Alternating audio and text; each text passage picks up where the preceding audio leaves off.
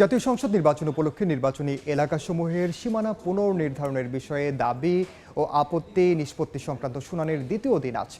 এই মুহূর্তে আগারগাঁওয়ে নির্বাচন কমিশনে আছেন সহকর্মী কাউসার চৌধুরী কমু। সরাসরি যাচ্ছে তার কাছে।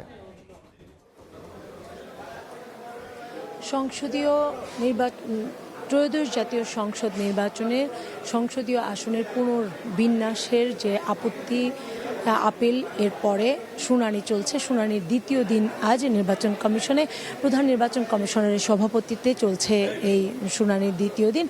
আজকে খুলনা অঞ্চলের প্রায় 18টি আসন 18 থেকে 20টি আসন নিয়ে আসলে শুনানি হবে এবং শুরুতে যে আসনের বাগেরহাট, সাতক্ষীরা, খুলনা সদর এইসব নিয়ে মূলত শুনানি শেষ হয়েছে ইতিমধ্যে। খুলনা এবার নির্বাচন কমিশন যে খসড়া তালিকা সংসদীয় আসন বিন্যাসের যে খসড়া তালিকা চূড়ান্ত করেছে, সেই চূড়ান্ত তালিকায় 350 আসনের মধ্যে একটি বাগেরহাটের যে 4টি আসন ছিল সেখানে একটি আসন কমিয়ে সেখানে 3টি আসন করা হয়েছে, আর গাজীপুরে 5টি আসনের জায়গায় 6টি আসন করা হয়েছে। অর্থাৎ সবচেয়ে বড় যে পরিবর্তন এসেছে বাগেরহাট এবং গাজীপুরে।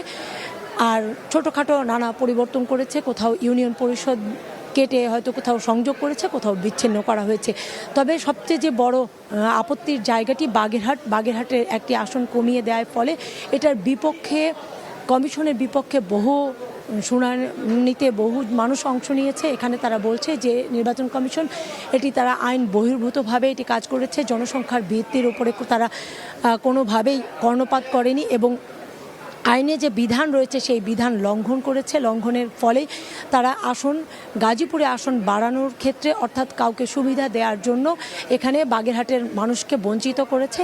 তারা বাগেরহাটবাসী জানাচ্ছে যে যাতে করে তারা কোনোভাবেই এই আসনটি না কমানো হয় এবং পুনরায় আগের অবস্থায় ফিরিয়ে দেয়, তা না হলে তারা উচ্চ আদালতের দ্বারস্থ হবেন বলেও জানা গেছে। এবং আসলে এখনও শুনানি চলছে এবং শুনানি বিকেল 5টা পর্যন্ত শুনানি চলবে।